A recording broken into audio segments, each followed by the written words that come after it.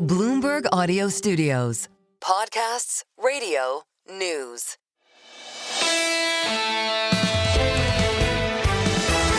Single best idea amid a holiday-lengthened work week. I've always made a joke about that. They say holiday-shortened week. If you're in the media business, there's so many other things to do because you're not going to be there one day, in my case, Thursday. So it becomes a longer week. That's what we're in right now. We had a wonderful set of conversations today. Chris Whalen was just spectacular.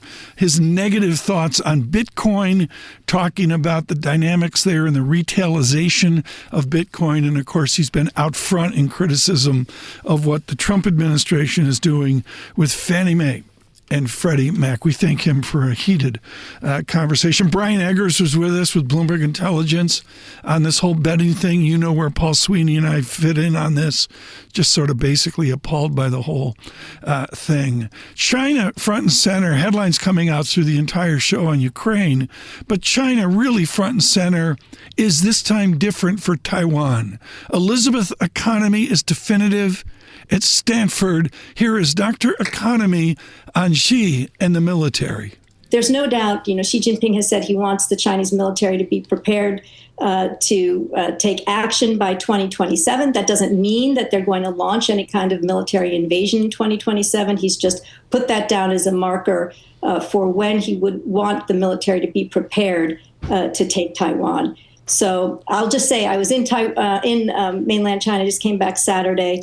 And one of the things that our delegation heard was from a retired senior foreign policy official that China's not prepared to wait 200 years and that it is prepared to take any form of military action. So I think, the heat is it's only getting hotter for Taiwan at this point.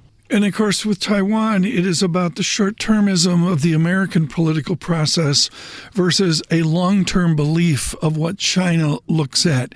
Here again, Dr. Economy on Beijing and Washington. I think, that there's still a sense within China that President Trump can be very unpredictable. They see some openings with President Trump, and I think the recent phone call that was initiated by Xi Jinping is evidence that, Xi Jinping wanted to send a message about Taiwan, certainly, that Taiwan is part of China and doesn't want the United States to wade into this, Japan, mainland China brouhaha.